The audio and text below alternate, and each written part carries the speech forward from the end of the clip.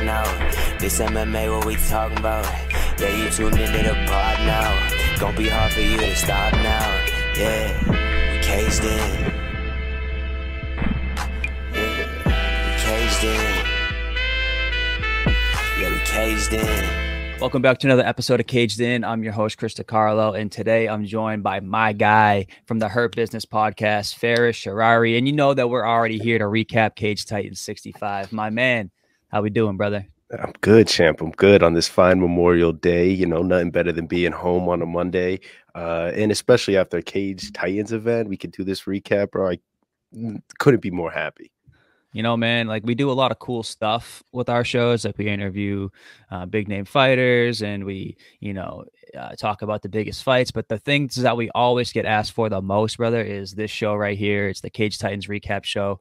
It's been a few shows since we've given the people what they want, man. And we're bringing it back. And there's no better card to do it, man. Cage Titans 65 on Saturday night was a good one for sure. Yeah, it was a clash, bro. It was violent. The people in the arena they were loud as fuck for so many of these guys. It was a fascinating place to be on Saturday night. For sure, man. And, off the rip real quick, man, I see we're both wearing the Hurt Business podcast t-shirts. I got to represent the guy. If anybody, you're watching this on YouTube, man, and you see if you see the video clip here, man, go to Ferris's Instagram page, the Hurt Business podcast. He's got the link in the bio. You can go cop one of these. He gave this one to me a couple shows ago, man. I think it was beginning of the year.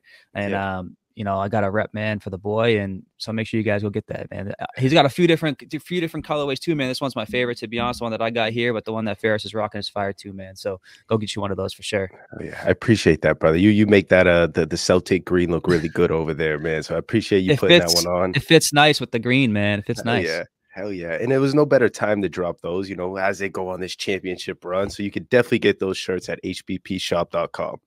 My guy. All right, brother, let's get into it. Cage Titans 65. It went down Saturday night. The headliner, man. Let's just jump right from the top. Let's get right into the main event. Let's get right to the meat of this card. Welterweight championship of the world.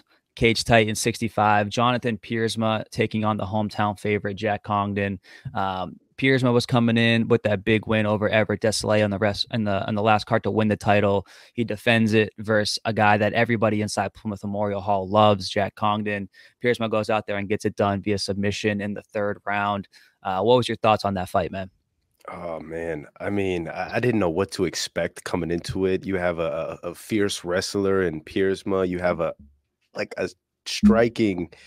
Congdon is such a fun striker to watch. So it's just having these two styles on both sides, I didn't know what to expect. I knew that, like John, once he gates that takedown, there's really not much guys are able to do it. And this one proved to be another one of those. A few times Jack was able to jump back up, but yeah, it was really an impressive performance by Piersma coming through to Plymouth Memorial Hall once again, fighting another local talent, another beast at 170 and slaying the dragon. For sure, man. A couple of things that I was impressed by from Jack that I knew, like, going in, that when Piersma takes you down and gets on top of you, 9 times out of 10, you're not getting that guy off. And in the first round, Piersma had Jack down twice. He had him in full mount, and Jack was able to get up out of those bad positions, which I was actually really impressed by, because like I said, in the 2 fights that we've seen from John inside the Memorial Hall, no one's been able to get up from those takedowns like Jack did. So I was really impressed by the takedown, or for Jack being able to get out of those bad positions. And then I thought Jack looked pretty sharp on the feet for what it's worth. I know that he was super zapped after that first round, carrying Pierce's body weight on him. But I thought that Jack was able to land some good strikes. But, man, Jonathan Piersma, man, he's an absolute load to move in that cage, man. He's a big, heavy, dense dude. And, we've seen it now 3 times. Like, everybody knows the strength of his game, but people aren't able to stop it. So I was super impressed with Piersma once again. He continues to, show out every time he's in the Memorial Hall. And he took out, a hometown favorite in Jack Congdon, someone that everybody inside Plymouth is rooting for. And Piersma just is one of those out of town talents that keeps coming back and silencing the crowd, man. And I thought he did another great job on Saturday night. Yeah, he did. And something he did with those takedowns, whenever he grabbed the hold of Jack's leg and like hugged his legs around it, while Jack was on his feet, and he did that multiple times. And every time he was able to clinch one of Jack's legs in that manner, he was going down.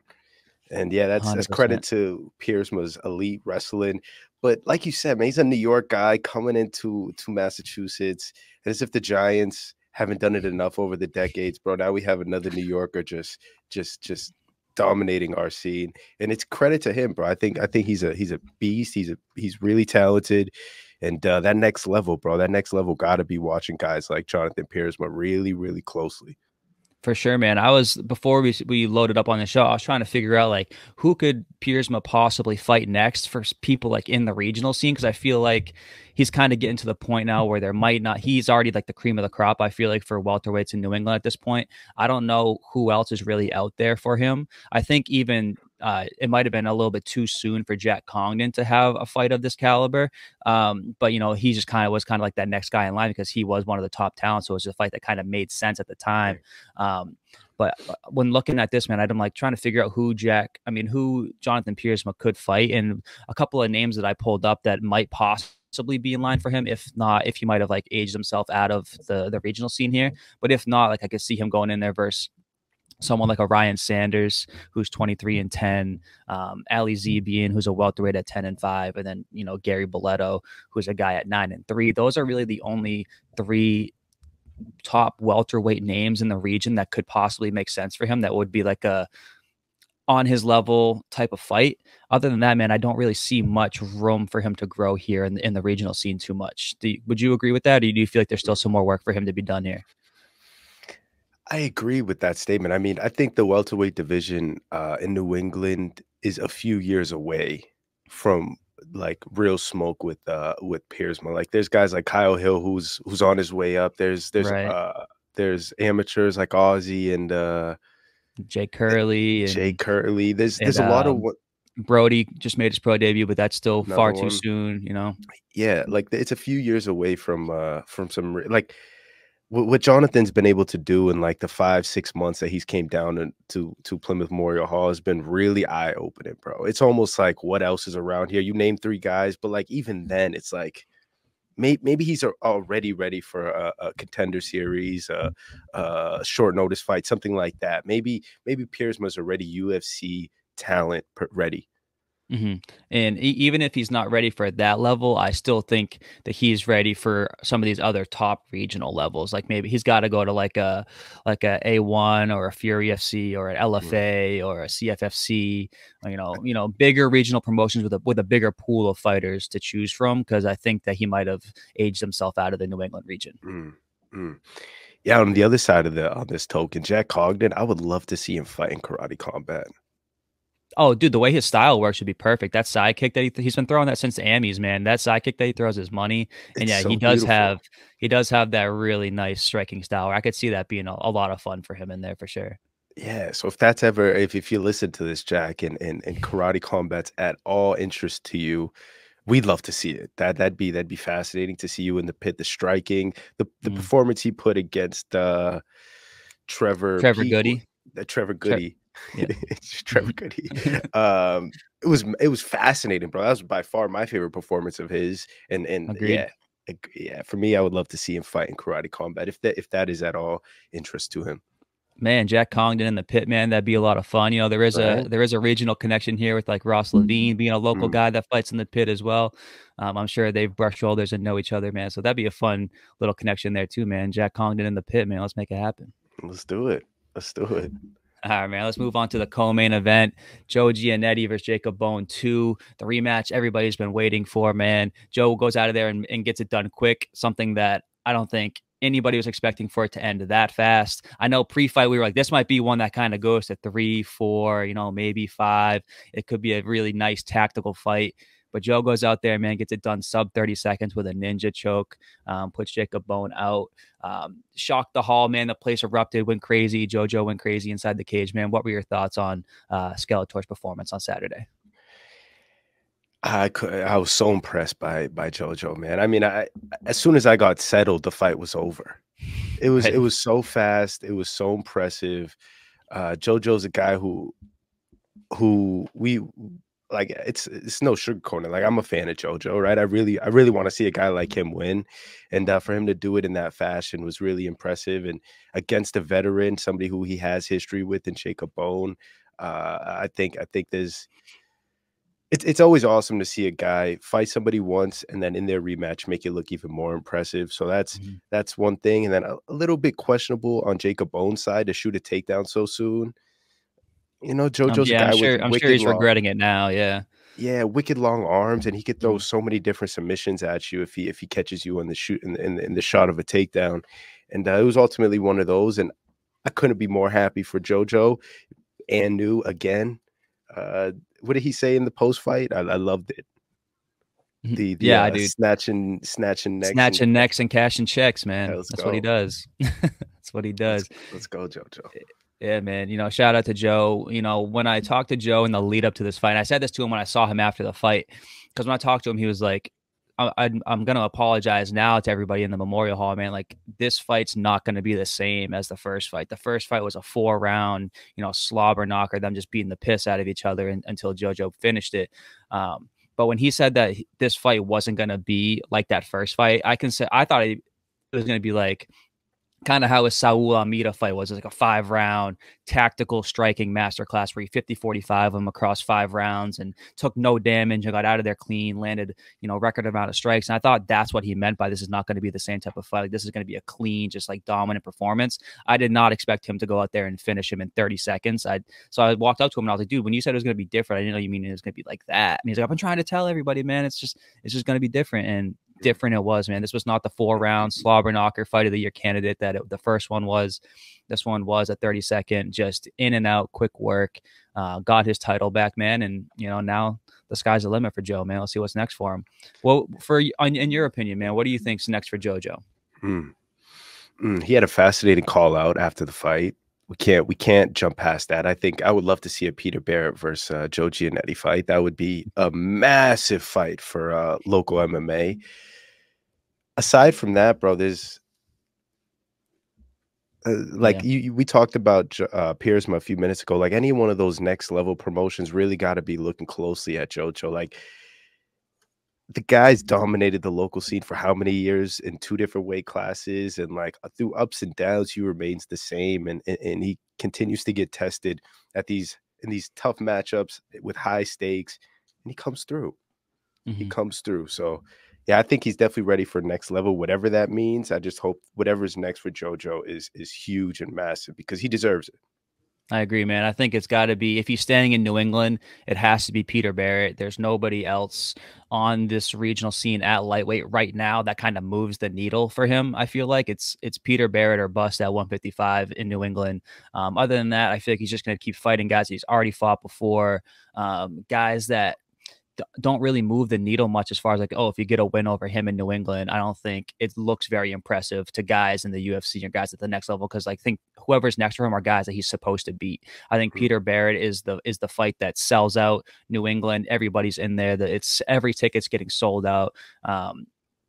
That's the one to make. If not, it's the same kind of case that we made for Piersma. He's got to go over to a bigger regional promotion like the Furies or the LFAs or the Cage Warriors or the CFFCs, guys that have a bigger talent pool at 155, because there's a lot of tough dudes at 55. It's just a lot of them aren't here in New England right now. So if the UFC in, the Contender Series isn't calling, I think it's time for him to kind of take that next step. And it sucks for guys like us because we love watching Joe in Plymouth Memorial Hall. Selfishly, if we could watch him fight in the hall forever, we would love that as fans. But, for the next step of his career and the success of his future and what he wants to accomplish in the sport, I feel like his time's kind of run up here. So it's either Peter Barrett next in New England or he's got to get out for sure. Agreed 1000%. We are big JoJo fans, and to me, JoJo is definitely like Cage Titans' favorite champion. Like, I've only been a Cage Titans guy for like the past few years, but ever maybe I'd like Yeah, to talk to some of the guys who've been around forever and see like who else that's performed there has had as much performance as A, and B, like people have come together for him as much as people support a guy like JoJo. And also another thing here is like, what a story, bro, for him to lose the title last year in this weight class. the way he did against the Canadian badass, Yeah, and then yeah, Michael before it.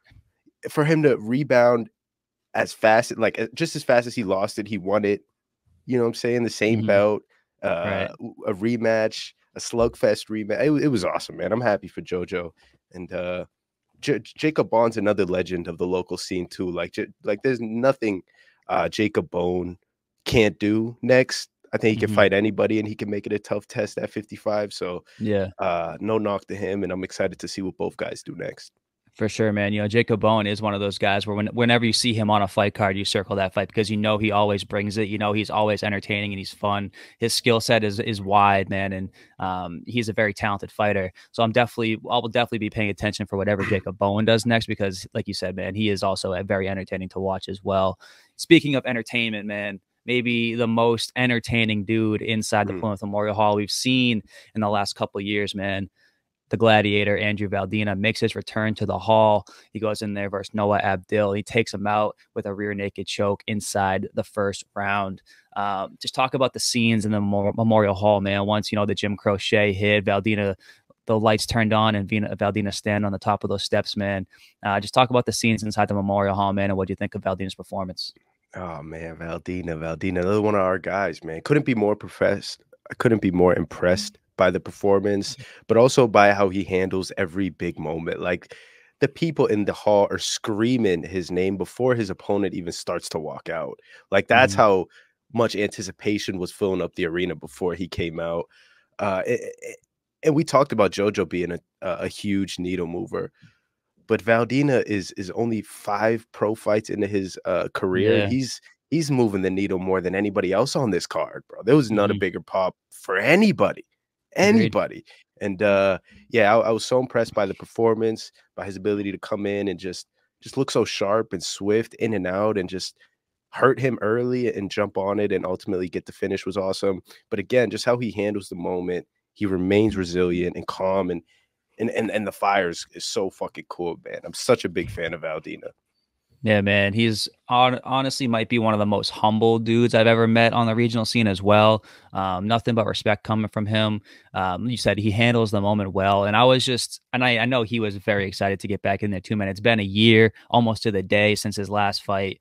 Dealt with a little bit of injuries, took a year off and was back to kind of shake the cobwebs off, man. I didn't see any ring rust on the kid. He handled the moment beautifully like he always does. Flawless performance. That left hand, but he cracked him with that left hand twice, Mhm. man. That big looping left hand, he smacked right to the chin 2 times. Props to Noah Abdil for not going down on either of those shots. The second one, put Abdil to the back of the cage, and Valdina threw that flying knee at him up Yeah, against the cage. yeah, Did you see that? yeah, Came I in like a sure did. bat out of hell and threw his whole body at him.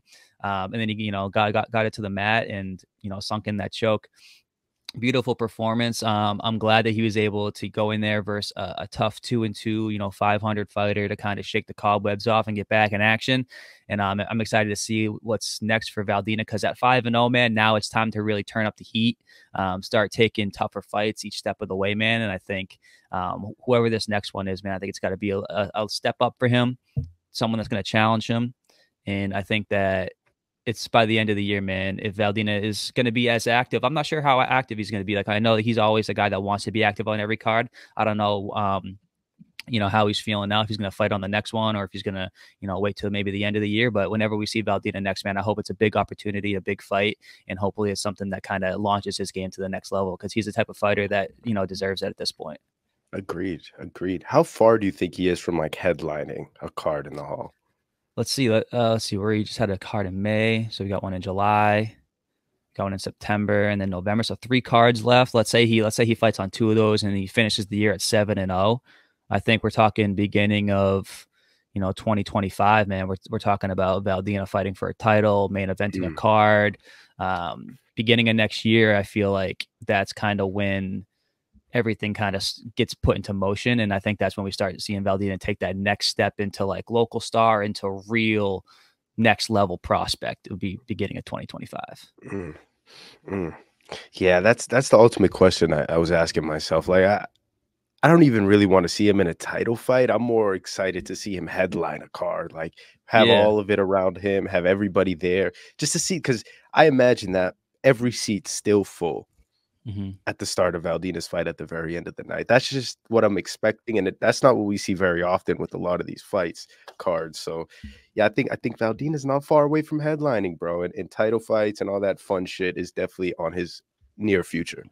For sure, man. And like it wasn't that far of a turnaround for Jack Congdon to be, main eventing a card. Obviously, he was the challenger in this one, but still, like he had a quick turnaround. He was only 4-0 before he had a main event.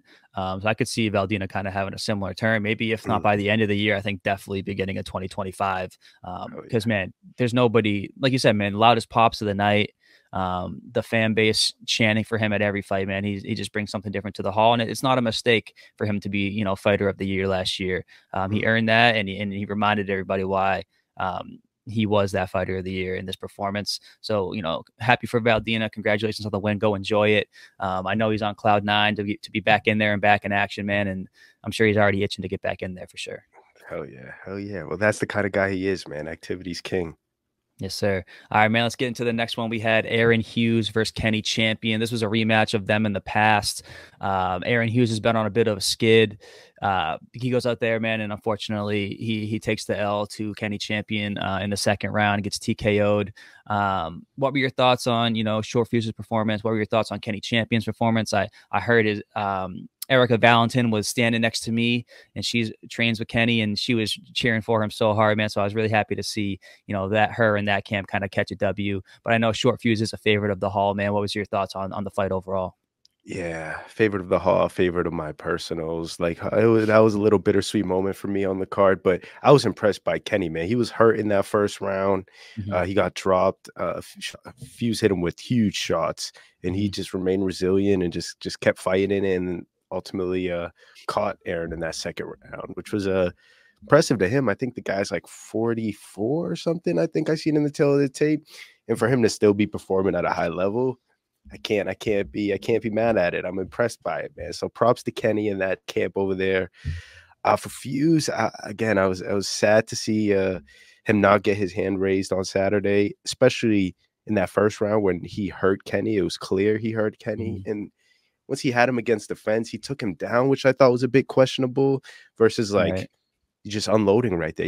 The ref could have jumped in between possibly, and could have created a different moment out of that. So that was a little critique I would give Fuse, but again, like it's one of my local favorites. I hope he's not hanging his head too hard, but I imagine he is. And I'm speaking for everybody in the hall when we all love you, Fuse. We can't wait for you to come back, brother, and you'll get your hand raised eventually, man. Just keep fighting, G. 100%, man. I watching Aaron fight, man. It's been the past few fights, man, where he does solid or he does really good work on the feet, man, and he's really kind of catching these guys with his striking. It just seems like he always defaults to his grappling. And I don't know if that's like a lack of confidence in his hands, but whenever he gets people hurt and then he has them in positions to really take advantage on the feet, he leans on his grappling, which I feel like that might be a little bit of a mistake because that's kind of what's gotten him in trouble. You said that he had Kenny hurt in the first round, and Mm. he had his back on the cage, and he could, like you said, he could have just unloaded punches, but he dropped for a double leg and kind of gave up position there and lost the momentum of that first round. Um, but yeah, like you said, man, props to Kenny. The dude's obviously tough as nails, weathered that first storm and really brought it to Aaron Hughes in the second round. Hurt him bad, got on top and kind of rained the punches down to the ref stopped it there. So props to Kenny, man. Big W for him. Like I said, his corner and his team are going crazy. So I'm happy for them as well, man. Congratulations to you guys. And I know I can't wait to see, just like we can't wait to see Aaron Hughes get back into that cage, man. I'm also now excited to see Kenny Champion get back in there as well. Yeah, with a last name like Champion, man, you I you mean, come gotta on. you yeah, come on. Dude, it was like I said, man, Erica Valentin. I actually met her for the first time real quick because she was just there to support. So I shook her hand and said, "Hi, what's up? How you doing?" She was standing next to me the entire night, going, "Let's go, champ! Let's go, champ!" And I'm like, "Damn, it must be sick to have the last name Champion when people just say that to you all the time." And it makes sense for you. Like you don't need to win a Yeah, belt. that's what You I'm are saying, dude. champion. I was like, man, that sounds so cool, bro. I wish my last name was Champion. Yeah. DeCarlo's cool too. Come on. Hey, man, I'll take it. All right, man. Let's get into this next one, man. One of my favorites, Hillary Rose, going in there versus Katie Perez. It's great to see Hillary back in the cage, man. I know she's had a tough skid of late. She goes down there and provides a dominant striking masterclass. Those kicks were unbelievable, man. She ends up getting a second round TKO with those calf kicks were adding up, man, and it paid off for her in a big way in the second round, where she shuts Katie Perez's leg down there, man, and then the ref jumps in to save her. I don't think Katie Perez could stand on that leg anymore. So props to Hillary Rose for going out there, chopping that leg down, getting that massive W in the second round. What did you think of her performance, man? You could see the way Katie Perez wanted to engage in the grappling a little bit, and Hillary was like, no, push off and get back to striking, man. What do you think of her performance? Yeah, I was so impressed. It was clear that she had a game plan and she stuck through it until the end of the fight. And it was a sharp performance, calculated performance. Those low leg kicks were brutal, man. Brutal stuff. And then eventually she would throw a teep just right upstairs, and it caught Katie Perez a few times. And couldn't be more impressed by Hillary's Rose performance, but also that merch she has, man. I pointed it out when they were in like it's some cool merch. I love it. And I'm gonna get myself a pink shirt real soon. 100%, man. You could see whenever I saw a pink shirt in the crowd, I knew exactly who it was for. Yeah, her merch is slick, bro. I'm a big fan of that as well. I definitely need to get me one of those as well. Hillary, if you're watching this, hit the DMs, man. I need to send you my address, and I'll buy one of those off you for sure. Hit mine too, Hillary. Yeah, thanks. Dude, just absolute striking masterclass, man. You mentioned it. Those teeps up front too, man. Kind of one of them dropped. Katie Perez, I think that was in the second round. One drop there, man. Kind of turned the legs out for a bit. But yeah, man, I was very impressed because Hillary's been caught in a few submissions in her most recent fights. That's how most of her losses have happened, where she's kind of caught in the grappling and, ends up getting submitted. So tonight it was nice to see that she had a clear game plan. She knew where her advantages were in this one. She knew that her striking was going to get the job done. Whenever the grappling exchanges happened, she was very willing to just, give up the top position, just get up and, go right back to striking with Katie. She knew those leg kicks were landing. It got to the point in the second round where everyone like hurt me. I was like, oh my God, I could tell that hurt so bad because she was still limping on. You could tell that leg was shutting down. And that last one where she really couldn't take it no more, the ref jumped in there and kind of saved her, man. So congrats to Hillary. Congrats to getting back in the win column. Anytime that Hillary's fighting on the regional scene, I'm always tuned in, man. So I will be definitely looking for the next time we get some Hillary Rose fight news for sure. Let's go. Hopefully soon. Hopefully soon, man. She didn't take too much damage in there, bro. So I think that she might be able to get back in there quick. Let's go. Let's get it. All right, man. Let's talk. We talk about Hall favorites all night. We talked about Giannetti. We talked about Congdon. We talked about Valdina. Talked about Hillary Rose. We had another one fighting on Saturday night. Miguel Mother F and Savessin going in there for what might potentially be a fight of the year candidate versus Daniel Keepers. Miguel moves to 2-0 with a unanimous decision victory, 29-28 on all the cards. Keepers, though, he went out there, man. He was tough as nails. I knew this one was going to be a dog fight because Keepers is a really, really tough dude. How did you feel about the chaos that was Savessin versus Keepers, man? Oh man, it was a crazy fight. It was all the makings of fight of the year potential. I caught this one from the third level up in the hall. I just decided to go for a ride. I caught up with my guys up there, Nico and Avi Shots. Okay. Shout out those two guys. Shout out some of the best in the game right there. But yeah, I watched the fights with them guys, and it was so cool to watch the fight from the third level in the hall because you see the top of their heads and you see all the action. Like it's almost like a video game what's happening right below you. And yeah, it was the best fight I could have chose to be up there to watch. Back and forth war. Cage Titans really does not do Miguel any charities with some of these matchmaking. Like this was a tough fight. Finding a guy from Syndicate in Vegas, like, I mean, shout out Miguel for taking it and putting on a classic, and Daniel for showing up and handling a moment against one of the hall's favorites, like you said. Like everybody was screaming for Miguel. Anything he would do, people would erupt. And Daniel he handled that well. And I thought the right man won. I thought Miguel did enough to get the decision. I didn't think that was like a hometown, give it to the hometown guy sort of decision by no means. Right. I think it was definitely close. I know a few people near me kind of had it, 29-28 Keepers. A few guys had it 29-28 Savessin. It was one of those ones where I was like, I don't know which way this is going to go, man, but all I know is every minute of that fight was entertaining. I had it I had rounds 2 and 3 for Miguel. Keepers, I think won the first round because he had Miguel hurt. He dropped him in that first round, so I give that first round to him. But I had 2 and 3 for Sevison. Great performance, Miguel. But before the night started, man, I was like, Miguel is always one of these guys that's going to come in here and just throw caution to the wind and just go out there and bang. And that's how you know that every time Miguel fights, it's going to be a fun one. And that's why everybody in the hall loves him, because everybody knows what's coming when Miguel steps into the cage. So very happy that he got the W. I'm sure, he's kind of kicking himself a little bit now for, maybe not fighting a smarter fight and getting it done a little bit easier, but going in there because his face was a little battered and bruised. I don't know if you saw him, after the fights, but yeah, he was wearing it for sure. Very tough victory for him, man. I'd love to see him get back in there, maybe in a couple cards once the wounds heal. But tough, gritty victory to move to 2-0, man. Yeah, but like you said, man, he fights tough guys. He fights at one, and like that Kyle Pufal fight in the amateurs was an absolute scrap. Tough dude. He comes up to move to 1-0, man. He fought I forget the dude that he fought, but that was another stand-up banger where he was wearing some damage. And then before this, he was both against Jake Hicksenbaugh, a tough fight. And then that one didn't end up happening, obviously. But then this one versus Keepers, another tough opponent. So whatever's next for Sylvester, man, I know it's going to be fun. I know it's going to be entertaining. I can't wait to see him fight. I would like to see him actually fight Jake Hicksenbaugh next, I think. I know Jake had a little bit of injury stuff that kind of took him out of that fight, but I feel like that matchup would be a nice next step for Miguel, and it would be another entertaining scrap for sure. Yeah, that would be a fun one. And Jake Hicksenbaugh doesn't strike me as the guy who's going to want to get into a war. He seems a lot more calculated and put a lot more strategy behind fighting. So that'll be a fascinating matchup. Hopefully Cage Titans can make that one happen. For sure, man. Miguel is only 2-0. He is in the lightweight division. I think there's a lot of guys in that area of where he's at in his career now. So I think there's a lot of options for him. So, whenever Miguel gets back in there, man, we'll be tuned in and ready to go. And the last pro fight on this card, man, before we dip into the Amis, was Phil Lusigno versus Seth Basler. We know Bambino, he was a fan favorite in the Amis, making his pro debut.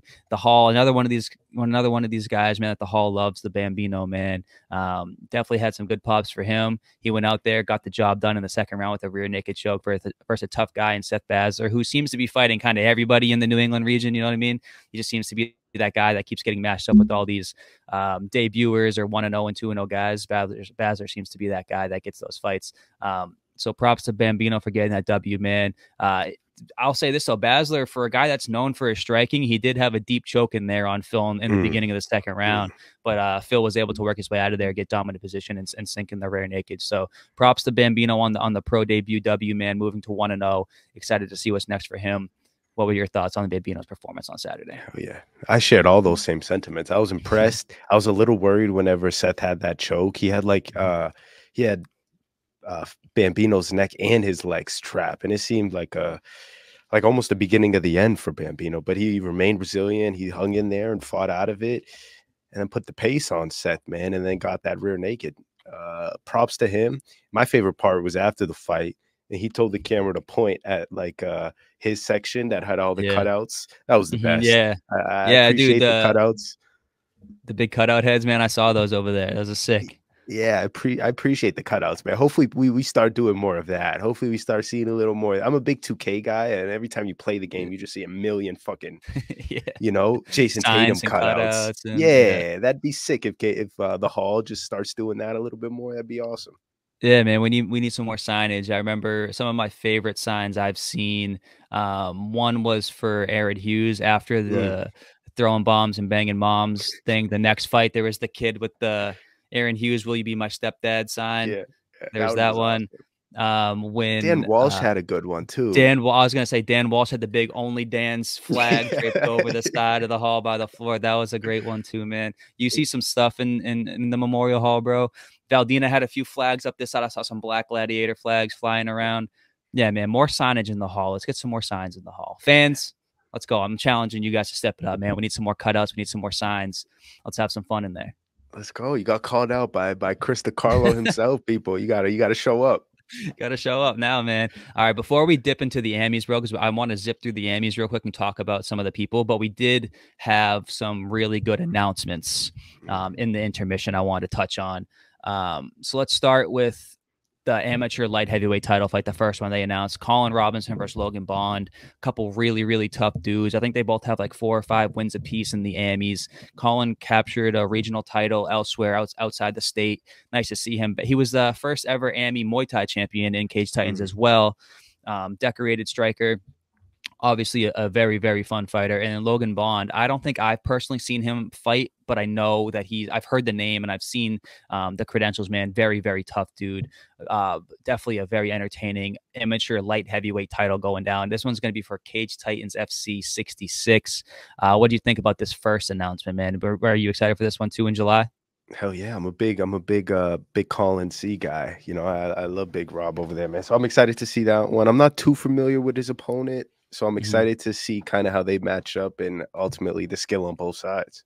Yeah, man, a couple big dudes too going in there light heavyweight. I'm trying to think, man, have we seen an amateur light heavyweight fight since we've been around? I can't think of one off the top of my head. I don't even like light heavy in general just doesn't Yeah, seem it's like a tough. very popular division. Yeah. It seems like after what, like 70, it just goes right to heavy. Yeah. That's all we really catch out here. But I'm excited for it, bro. I love the diverse weight classes the big boys throw down. It has all the makings of a crazy KO. For sure, man. And the other one, amateur welterweight title. We had Jay Curley in the building for this one. Ozzy Martin was not there for the face-off. But hopefully this is a fight that will happen in July. I think this is the only amateur welterweight fight in New England. It's the top one to make happen, man. 2 of the baddest dudes at 170 in the AMI ranks here, man. Ozzy Martin 2-0, or what was he? Ozzy Martin 2-1. He had the loss to Brody. Yeah. Jay Curley's 2-0, both his fights inside Cage Titans. Dude, this one right here, man. This is one of them ones. Like when you say like this fight's one of them ones, this is the one that everybody talks about, man. So this is the one we need to see happen. I'm a little salty that Ozzy wasn't there for the face-off. That would have been electric. So hopefully this is the one that is definitely like pen to paper. Get this one signed and let's see these boys throw it down in July.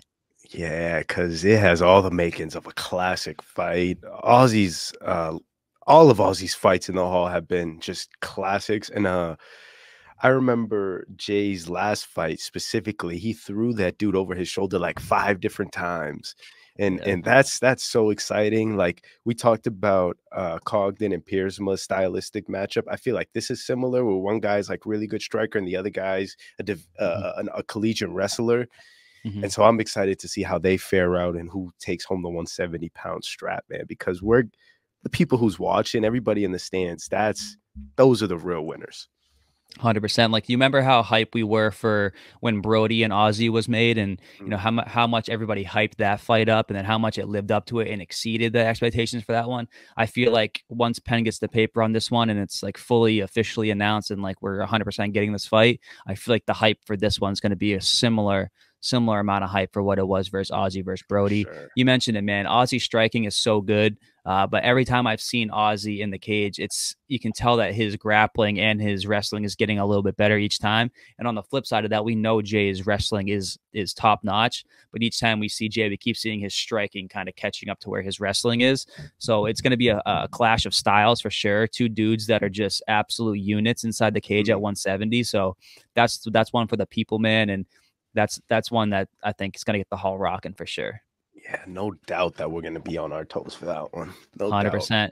If that one also wasn't tentatively announced for Cage Titans 66, but we had another pro fight also announced. 3 announcements in this intermission, man, and this one might have taken the cake. Pro welterweight fight, man. Aaron Earthquake Trussell versus Kyle Hill. 2 bad dudes on the regional scene. Kyle Hill is a dude that doesn't turn down fights versus anybody. Clearly, we saw him at the Combat FC event where his opponent, pulled out last minute, and they slid Cameron Niski in there, who was a risky fight for him to take on short notice, but he took the fight and got the job done. And, now he's going to be going in there versus Aaron Trussell, which is another tough opponent. And then on the flip side, Earthquake, man, he always comes to throw down. We just saw him get a big win at Combat FC over the weekend, on Friday. So nice to see him get some quick news right after that one. I think this is 2, crowd favorites, man. 2 guys that I've never seen them have a boring fight. So this is one that's going to be, circle this one on your fight card for Cage Titans 66 one, man, because this one's going to be a banger. Yeah, agreed. I mean, yeah, this fight is so exciting. Kyle's been on such a run in his young pro career this far, and like like that kid has just like ultimately whenever there's a fighter in their young career, like gradually you see them take like easy comp and then eventually, they work their way up. Kyle's Mhm. just like any level, anybody, just they just send them over, and Yeah. you can't help but respect that. Aaron Trussell is no cakewalk for anybody, and I've had Aaron on the show. The way he carries himself, the things that guy says is fascinating. He's an interesting character, Yeah. and yeah, I'm pumped for the fight. I hope they have healthy camps and we see this banger happen in July. 100%, man. I can't echo that sentiment anymore. And the last thing we saw in the intermission, man, was the send off package for Mitch Raposo. When I talked to Nick pre-fight, he said he teased a little bit like we're going to be tugging at some people's heartstrings tonight in the intermission. So make sure you stay tuned. I think what he was alluding to was the Mitch Raposo farewell package. He Mhm. did sign with the UFC. He will be fighting on UFC 302 in Newark, going down this weekend on Saturday night. So best of luck to Mitch in his UFC career, man. I don't think there's anybody more deserving out of the New England regional scene than him at the moment. So props to him, man. But that package that they played, man, what they started with Mitch as a kid in the gym, maybe like middle school age Mitch saying that he's gonna, be a champion someday, and watching him hitting mitts, and then just a quick highlight package of his ambi career in Cage Titans, pro career in Cage Titans, capturing the Cage Titans title, and now kind of walking him off into the UFC, man. Definitely a cool package. Cage Titans does it Oh, yeah. right when it comes to sending off their guys, man. So props to them, and definitely was an emotional moment for sure. And I know Mitch Raposo appreciated that 100%. Hell yeah, Nick did a good job at teasing it, right? Because when I pulled up, that's the first question I asked you. I'm like, Yeah. what do we got? What do we have happening? I was excited to see that, and yeah, I'm pumped for Mitch. You said it best. There's nobody else locally that deserves it more through any weight class. So yeah, I expect him to show out and hopefully bring home a dub in Newark this week in a few days, actually. Yeah, man. Uh, Saturday. So good luck to Mitch. But yeah, man, shout out Cage Titans, bro. They definitely have a way with their edits and how they put stuff together. They Mhm. definitely tug the strings and they know how to keep us engaged, man. So props to those guys. Shout out the editors and yeah, we love you, Cage Titans. Yeah, man, they know what they're doing, man. They don't miss when it comes to stuff like that. So props to them. Even Cage Titans makes intermissions fun, man. You know what I'm saying? Like that's what's crazy, man. It's always a show from door open to door closed. You're getting a show inside the hall. So props to the team. That was a good one. And I'm really excited about this honorary T-shirt cannon thing Mm, that they got going. They kind of yeah. started it with Ty Law last card. Mitch gets the package and then gets to shoot the T-shirts into the cage. He was having a lot of fun with that too. Maybe I don't know Mm. who we're gonna see with the T-shirt cannon at 66 man, but got Ooh, some big shoes to follow with Ty Law and Mitch Raposo. So we'll see who's carrying that cannon in July. I like it. I like if Cage Titans makes that a trend from here on out. Like let's just keep doing that. Let's keep giving out free teas. Of course, man. We're trying to have some fun in there, man. That's what the Let's fights are go. for, and it's a good night all around in Plymouth. Before we get out of here, man, we do got to wrap up this amateur undercard. We had some good ones. Let's start with probably one of the most highly touted prospects coming into the amateurs was Alyssa Tortora. She was 0-0, very high level grappler coming out of Lausanne's. Someone that I've heard her name floating around the regional scene for a bit. Just as someone at Lausanne's to keep your eye on before she even made or announced her MMA debut, but we got to see it here at Cage Titan 65. She went out there and kind of showed out, man. Her grappling was as advertised. Mm. Went out there and used the grappling to set up her striking, which was nice. She had that trip takedown and put her in position to land some big strikes and ultimately get the TKO victory inside the first round. I think that she showed a lot of high level stuff in that short little amateur debut, man. Are you excited to see Alyssa Tortora next time she gets out there? Hell yeah. Hell yeah, man, I am. I mean, outside of a few others, I think I seen her merch in the stands the most, the The blue Tortu. Like, ones. yeah, I Yeah. felt like there was so many people rocking that, and that tells you a lot whenever you see the fighter shirt all over the place. But I got introduced to her from your pod with her. You had her on Mhm. last week, and that was my introduction to her. I noticed that she was soft spoken, a little shy, which is, Mhm. that's the best. Those are the Right. best ingredients in a fighter. And then fight night, the pop was loud. She handled it well. And then what I was most impressed with in the fight was we know her, or people give her the reputation as being this gifted grappler, which she showed. But in Mhm. between those like hunting submissions, she was including a lot of ground and pound, which is you love to see that at such an early stage where it's not just submissions. It's like we're doing an MMA fight where I can punch you in the face, and she let it fly. So props to her, 1-0, and I'm excited to see her throw down another time. Me too, man.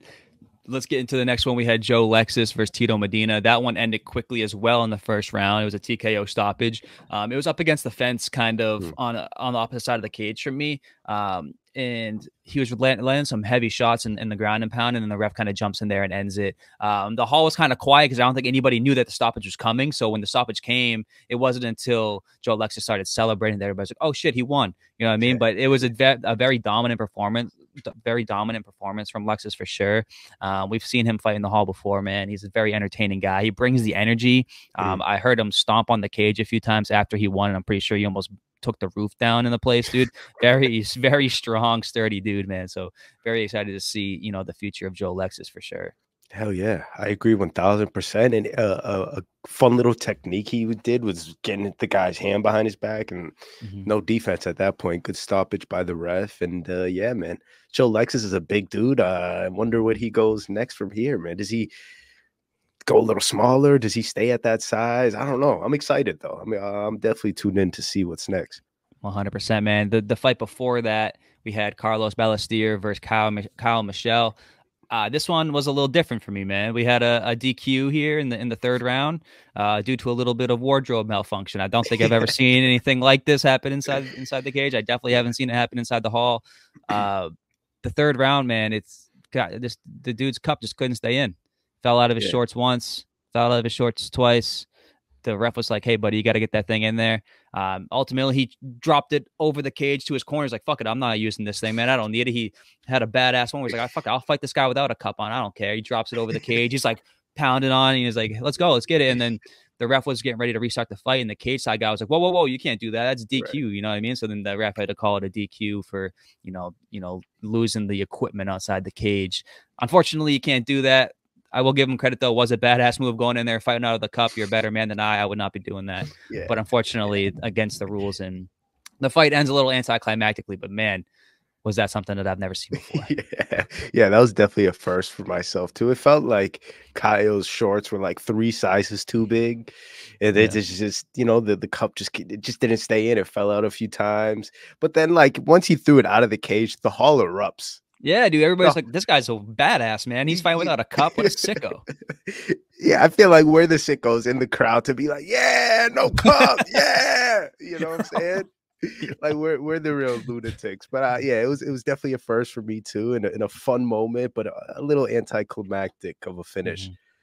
It is tough, man, because I do think he was winning the fight, to be honest with you. I think that he was getting the better of the grappling exchanges. He had Carlos on his back foot. He was putting Carlos on the ground consistently throughout the first 2 rounds. I do think that was Kai's fight to win. Unfortunately, it ends the way it did, and it's a loss on the record. But good show of sportsmanship between the two. Carlos and him, they kind of like walked around the cage together. Like, man, that was a weird way to end a fight, but they both embraced it and kind of showed each other a little bit of love there at the end.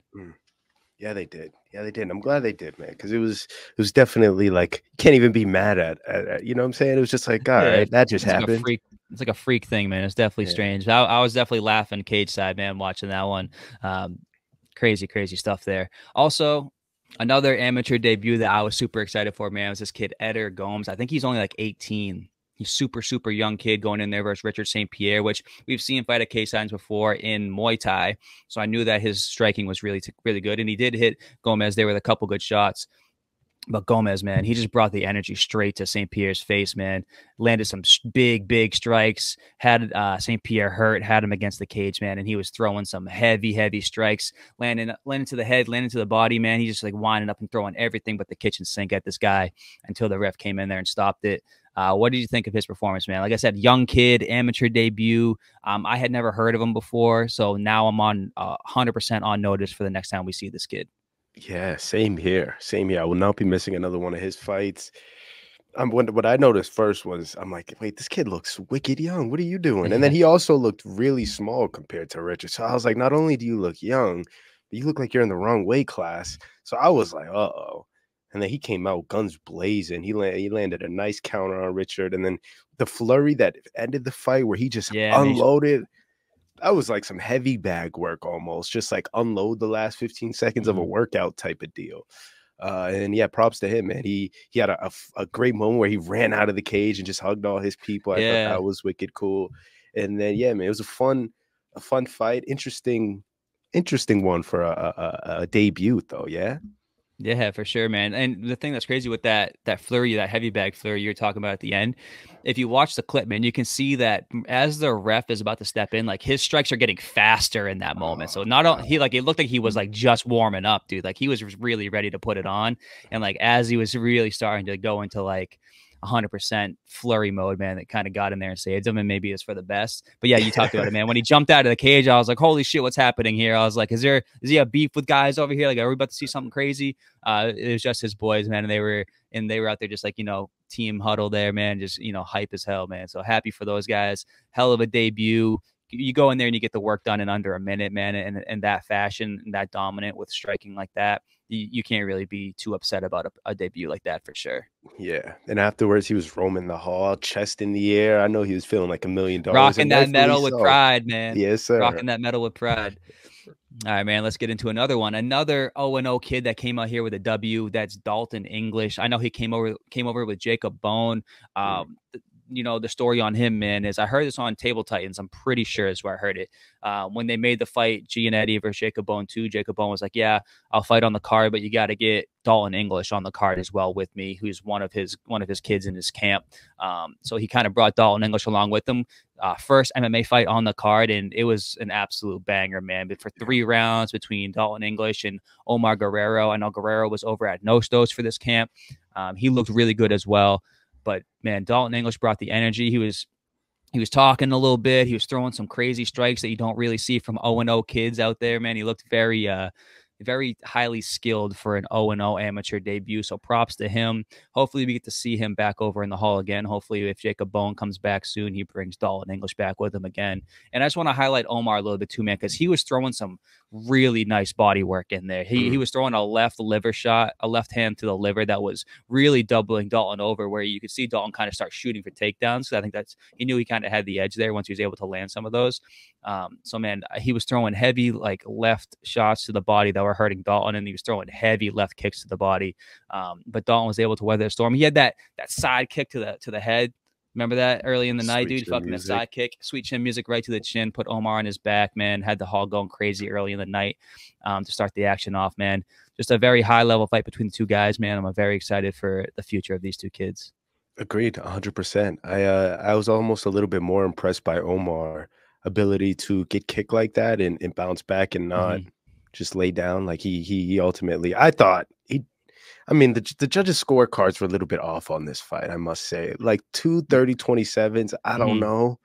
I thought Dalton won the fight, but I thought it was clear that Omar won that second round just by the body work that he was putting in. I mean, there was one sequence where he threw like 6 straight side kicks to the bodies, like one after the other. And Dalton didn't put out that much offense in that round. So yeah, judging was a little off in this one. I was impressed by Omar, like ability to stay resilient after getting caught so early and so big like that. But yeah, props to Dalton, big dub.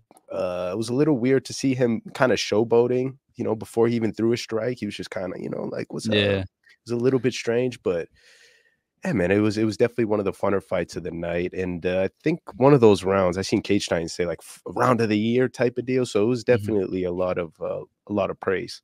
For sure, man. Definitely a fun fight. That was the first MMA fight we had on the card, so it was nice to start the night off with some high level striking between the two of them, man. Very fun fight. And the fight that started us all off, man, was also another fun fight and a history making fight nonetheless. The first ever MMA small glove amateur fight. So we had the elbow pads on, we had the small MMA gloves, we had no shin guards.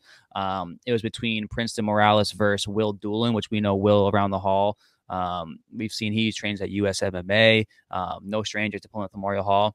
Definitely a guy that everybody loves around town as well. It was nice to see him get back into action.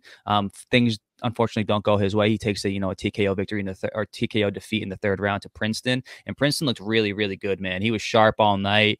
He was wearing Will down. I think that in that third round, man, I think Will was really, really tired, and Princeton did a good job of kind of turning up the pace once he could smell the blood in the water. And it was a little strange for me too, because I know this is kind of new. I'm not used to the the standing knockdowns.